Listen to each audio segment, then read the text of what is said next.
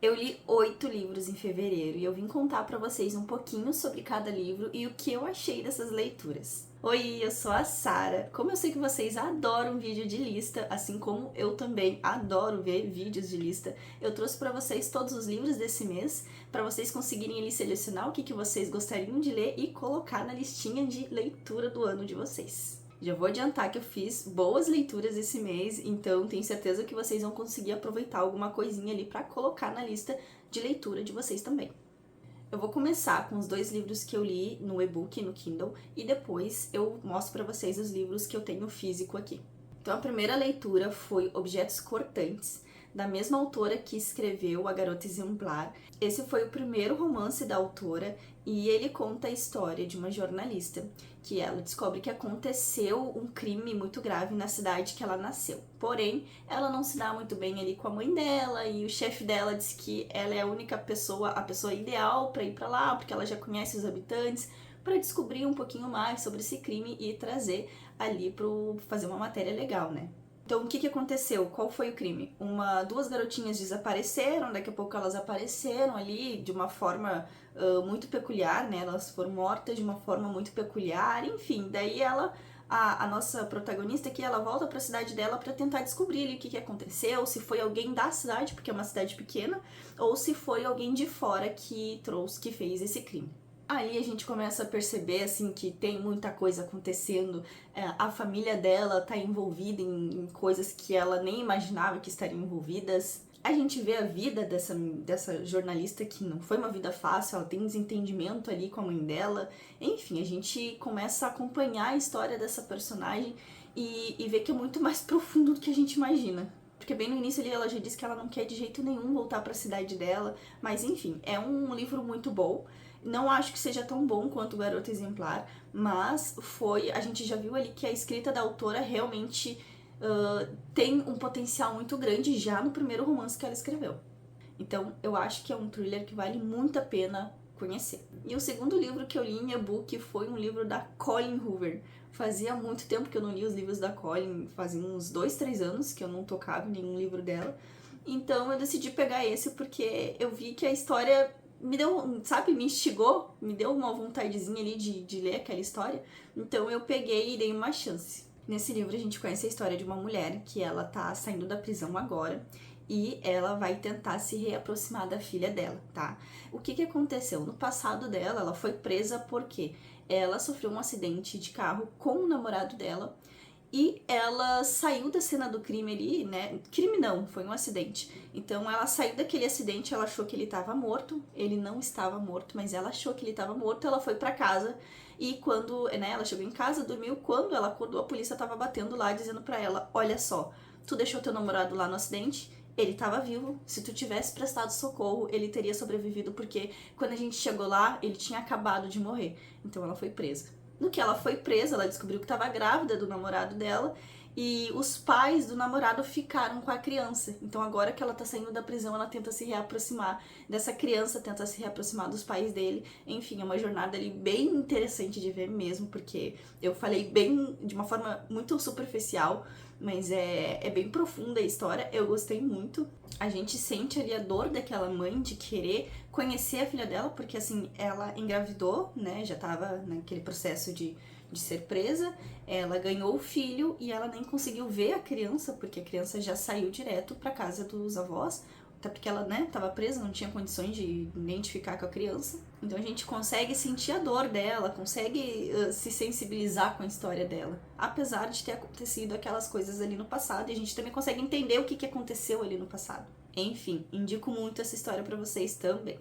Agora, vou contar pra vocês, né, os livros que eu li de forma física. Eu tô tentando esse ano, assim como o ano passado, eu também tentei e consegui fazer bastante, ler todos os livros da minha estante, tá? Não deixar nenhum livro físico que eu tenha na minha estante sem ter lido. Então, por isso que eu vou começar a ler mais livros físicos do que em e-book. Essa é a minha meta esse ano, né? Eu coloquei aqui os livros físicos do que eu menos gostei pro que eu mais gostei. Gente, acabou a memória do celular e a câmera simplesmente parou de funcionar e eu fui ver isso ali, eu já tinha quase contado o primeiro livro inteiro. Então vamos voltar aqui. Eu contei isso pra vocês porque o enquadramento pode estar um pouquinho diferente, né? Então vamos lá. O primeiro livro físico que eu li foi do Gabriel Garcia Marques, que foram Os 12 Contos Peregrinos. Eu não gostei dos contos, né? Eu não gostei da forma que foram escritas os contos, sabe? Porque não é o meu estilo de conto. Não é que os contos sejam ruins, mas não é o meu estilo. Eu gosto de contos em que sejam rápidos e acelerados e que, assim, o final seja arrebatador, sabe? Seja, assim, me deixe estarrecida. E não foi o que aconteceu aqui. Aqui eu começava a ler a história, daqui a pouco acabava e eu ficava assim, tá, acabou? Era isso? Era só isso? Não tem nada mais? Não tem nada que vai me deixar, uau, o que aconteceu aqui? Então, por isso que eu não gostei muito do estilo. Bom, então, primeiro a gente falou sobre os 2 livros em e-book. Eu trouxe o primeiro livro de forma física que eu menos gostei e agora eu vou trazer pra vocês o quarto e quinto livro, que são livros neutros, tá? Não são os favoritos, mas também não são os piores. Eu reli agora que a gente teve a série Bridgertons, eu reli O Conde Enfeitiçado, deixa eu ver aqui primeiro, não, vou colocar aqui em ordem, né? Eu li Um Perfeito Cavaleiro, que é a história do Benedict, a segunda história dos livros e não, é a terceira história dos livros e a quarta temporada da série. Eu li porque tinha alguns detalhes ali que eu queria reler. Essa aqui é a minha história favorita, tá? Amo a história do Benedict, acho muito bonita, porque é uma releitura de Cinderela. Então eu reli ele mesmo só pra mim conseguir pegar detalhes da série, ver o que mudou, o que não mudou, porque fazia muito tempo que eu tinha lido esse livro. Ele é o terceiro, né? Então foi um dos primeiros livros da série que eu li, e agora que foi em 2026 que foi lançar a temporada da série deste livro. Então eu fiz essa releitura pra relembrar mesmo. Depois eu li o sexto livro, que é a história da Francesca, porque, né, a gente viu ali que a história da Francesca teve grandes alterações. Então eu também aproveitei que eu já tinha relido o livro do Benedict e li a história da Francesca, porque eu quero ver realmente o que vai mudar, o que eles vão conseguir consertar ali naquela história. Eu, como muitos dos leitores dos livros, não curti tanto o que fizeram com a história da Francesca, tenho medo que eles tenham estragado algumas coisas.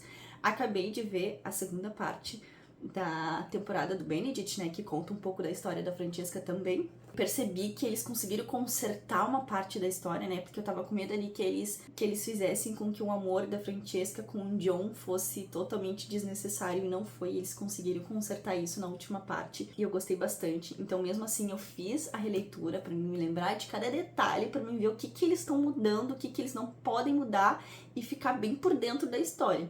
Sobre esses 2 livros eu não falei muito, porque, bom, tem série, a série é bem antiga, né? A série de livros é bem antiga, a série na Netflix, ela tá muito famosa, então acredito que é uma coisa que todo mundo conhece já, mas se vocês quiserem que eu grave um livro só, um vídeo só sobre esses livros, ou um resumão ali pra vocês conseguirem entender melhor, deixa aqui no comentário, que eu tive essa ideia, mas como é muito conhecido, eu não sei se vocês vão querer ver ou não, né? Agora a gente vai ir para os últimos 3 livros que, assim, foram os favoritos do mês. Começando por Kim Ji-young, nascida em 1982. A Kim Ji-young, ela é uma mulher normal, assim como muitas mulheres que a gente conhece, nós mesmos, nossas amigas, nossas mães, nossos parentes. O que acontece com ela são coisas muito comuns, só que ao mesmo tempo é muito tocante, porque eu, pelo menos, me identifiquei com coisas que ela escreveu aqui, identifiquei situações que aconteceram com amigas, com familiares. Então isso se tornou um livro muito bom porque ele faz a gente se identificar. Resumo. Aqui a gente conhece a história da Kim, que é uma mulher comum. A gente, bem no início da história, conta que ela tá casada, tem o filho dela, e ela meio que dá uma surtada, sabe? Ela meio que se perde ali um pouco, então o marido dela procura um psiquiatra para ajudar ela com as questões dela. O psiquiatra, ela começa a contar a história dela desde que ela era bem novinha até a idade que ela chega agora no início do livro. E nesse meio a gente se depara ali com histórias de assédio, desde criança, como os meninos tratam as meninas, como é normalizado certo tipos de tratamento, coisas que acontecem na adolescência, na vida adulta, aqui mostra como ela lutou para conseguir um emprego que ela gostasse, sabe, um emprego dos sonhos dela, que é algo muito comum para os homens, muito fácil deles conquistarem. Agora, para ela, como mulher, foi muito difícil conseguir aquela vaga. E depois mostra também como ela teve que abrir mão disso para conseguir ter o filho dela, né? Porque ela não conseguiria cuidar do filho dela e ao mesmo tempo estar no trabalho dela, se dedicar ao trabalho dela. Então ela teve que abrir mão disso, uma coisa que ela lutou tanto para conquistar. Também fala sobre a pressão que foi para ela ter filho.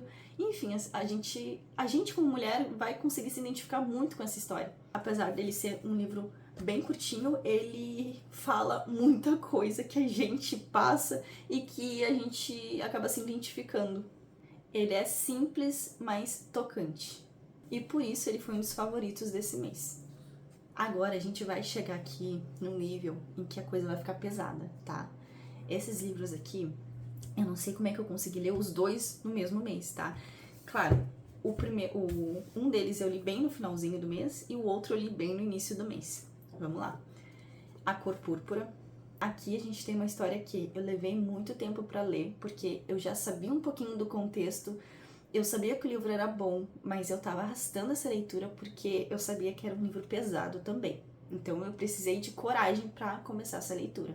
Aqui a gente conhece a história da Sally. A Sally é uma mulher negra em um momento da história em que ela basicamente é um pária da sociedade, porque ela não tem voz nenhuma, ela vive numa fazenda, enfim, ela não tem voz nenhuma, ela simplesmente aceita as coisas que acontecem com ela, porque se ela lutar muito contra, isso pode colocar a vida dela em risco. Então a gente vê que a vida dela é muito sofrida. Ela, logo no início, assim, vou contar o início da história pra vocês verem se vocês vão querer assistir, vão querer ler ou não. No início, a gente já conhece ali a mãe da Sally, que ela tá muito doente, quase morrendo, e a gente vê que a Sally tá cuidando dela e percebe que o pai da Sally, né, como não pode fazer nada com a mãe dela, ele acaba olhando pra Sally de uma forma diferente. E sim, acontece exatamente isso que vocês estão pensando. E acontece por muitos anos. Ela chega a ter 2 filhos do pai dela. Depois que ela cresce, que ela já tá ali com seus 20 anos, ela já tá muito velha pro pai dela, então ele enjoa dela e acaba meio que dando ela de presente pra um outro homem que vai se casar com a Sally. Esse homem já tem filhos, né? Ele já é viúvo, já tem filhos. E assim, quando ela sai da casa do pai dela, que ela já sofria aquele tipo de abuso, vai pra casa desse marido que ela nem gosta, ela simplesmente foi entregada pra ele. Ela chega lá, esse homem é horrível, esse homem bate nela também, né, pratica vários tipos de violência, até psicológica.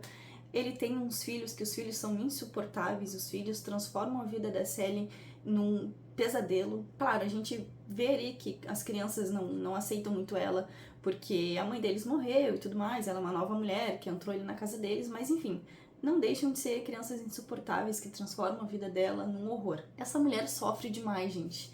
E assim, ó, a história é toda contada através de cartas que a própria Sally escreve pra Deus, porque é a única pessoa que ela poderia contar, poderia, né, reclamar sobre o que acontece sobre a vida dela.